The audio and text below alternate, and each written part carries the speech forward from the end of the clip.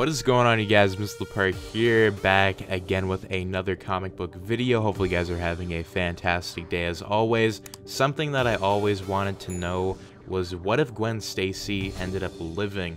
That actually happened in the What If comic books. Gwen Stacy ended up not breaking her neck.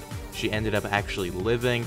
The Green Goblin, he didn't really die, but he did end up redeeming himself in the end, and it's just a really interesting comic book where you would have Spider-Man at a last-minute ditch effort where Gwen Stacy was falling, and he ended up thinking to himself that, you know, if he uses his legs and muscles, he actually would have a better chance of reaching her. So that's what he does. He ends up playing it more smart, and he uses his powerful legs to actually propel himself downwards, and Spider-Man ends up going as fast as he can, and it actually overtakes the fall, and at the last second he ends up grabbing her, and she ends up regaining conscious, and the Green Goblin would pretty much going around with his glider, and you'd think that, you know, they both died, and the Green Goblin would leave just kind of like in the original timeline without actually knowing that Gwen Stacy and Spider-Man were still alive. Gwen Stacy would end up living. The funny thing about this comic book is that Gwen wakes up and she's like, what the heck? Like, what just happened? Like, you killed my father.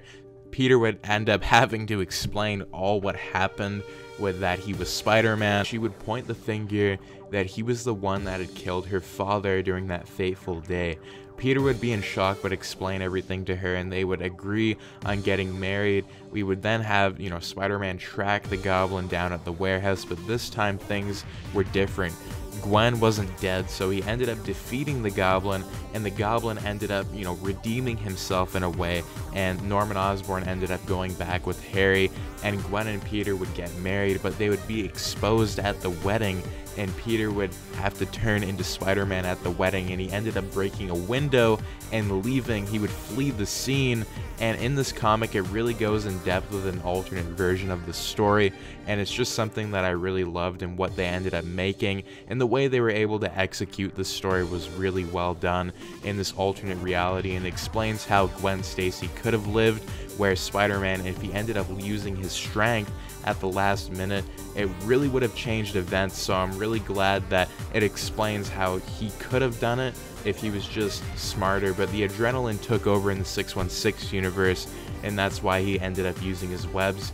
So you can tell how the story was altered in this alternate reality where, you know, the Watcher would give Spider-Man a second opportunity to save her, and he would in this alternate reality. So let me know your thoughts on how Spider-Man was able to save Gwen, and do you think Spider-Man used all his strength? Like, what do you think would have happened if he did in the 616 universe? I think these events would definitely apply, and they would definitely play out just like in the original timeline of this universe. So anyways, as always, do make sure to subscribe if you guys do like these Spider-Man explained comic videos. I've been doing a few on the channel, and I'm really glad that I've been diving in depth with a lot of these stories and particular pages of comics and different issues of the books. I'm really happy that I've been able to do this, because this is just one of my favorite stories, and I really wanted to talk about it because of the alternate reality and how crazy it goes with this alternate reality. But anyways, as always, thank you for tuning in. Subscribe, like, share, and I'll see you guys in the next video. Peace out.